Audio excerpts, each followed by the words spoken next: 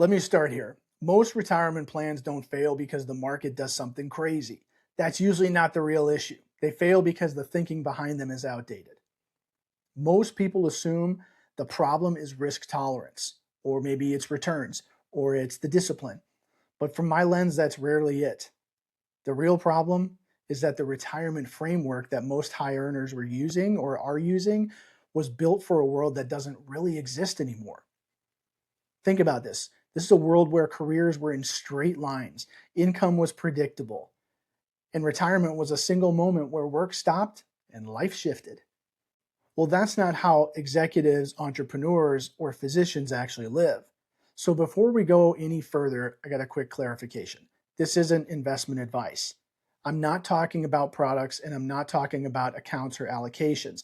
This is about how to think, how to frame decisions before you get into implementation. Now, if this lands the way I intended to, by the end of this video, you should have a clearer way of thinking about retirement that actually fits real life. So let's get into the core of the problem. Traditional retirement planning is built on a handful of assumptions. They assume your career is linear. They assume your income is steady. They assume there's a single retirement date. They assume benefits come mainly from one employer or an employer. They assume one main account does most of the heavy lifting, and they assume your risk tolerance stays the same for 40 years. Those assumptions work fine if you work one job, retire once, and slowly draw down that pool of money. That's just not how high earners operate. Income changes form, careers evolve, businesses start, stop, and scale. Opportunities don't magically end because of a birthday. So the issue isn't that the traditional retirement planning is wrong, it's just incomplete. It doesn't reflect how real people who live complex lives actually make decisions.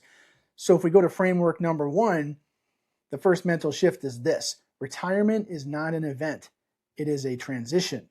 The old model is simple. You work, you stop, you withdraw. That model doesn't hold up anymore. Most high earners, work doesn't stop, it just changes. Income doesn't disappear, it shifts. Roles move from obligation to choice. So what really matters isn't the retirement date, it's the flexibility. So I like to think about retirement as a transition from earned income to chosen income. That transition, it usually happens in phases. There are years where income is mostly active, then there's the years where it's mixed, and then eventually there's the years where work is optional. So once you see it in that way, the main question changes. It's not, wait for it, here it comes. It's not how much money do I need to retire? It's how much flexibility do I want over time? That's a much more useful question. Let's go to framework number 2. This is where a lot of people get tripped up. So most people think in terms of accounts. What are they? The old 401k, an IRA, a brokerage account, a pension. But most accounts are just containers. What actually matters is what those assets are supposed to do. A better way to think is in terms of function. Like some assets exist for liquidity, for access and flexibility. Some are about longevity, where we want sustainability over time. And then some are about protection to handle disruption and downside. And then some exist purely for optionality, like keeping your choices open. Now, every financial structure you have plays one or more of these roles. And this way of thinking applies regardless of institution, product, or platform. So once you stop obsessing over account labels and start thinking in functions, planning gets a lot easier and a lot less reactive. Let's go to framework number 3. Now, this one's really important. Most people define risk as volatility, market swings, performance moving around. For high earners, that's usually not the real risk.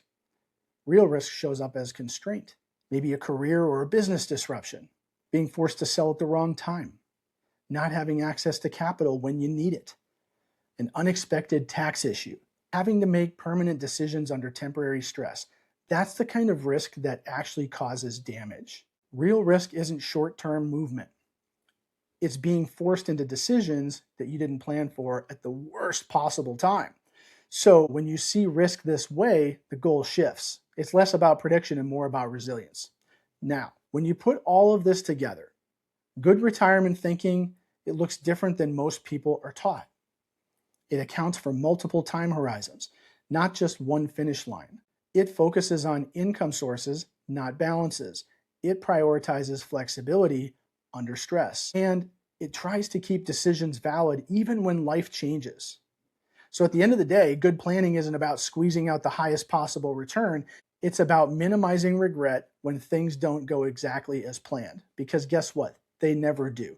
If your current retirement plan assumes a straight line from today until, let's say, 65, it might not be wrong, but it's probably incomplete. So high earners, they don't need more products. They don't need louder opinions. What they need are better ways of thinking about complex decisions. That's what this channel is all about, making financial decisions clearer, not noisier.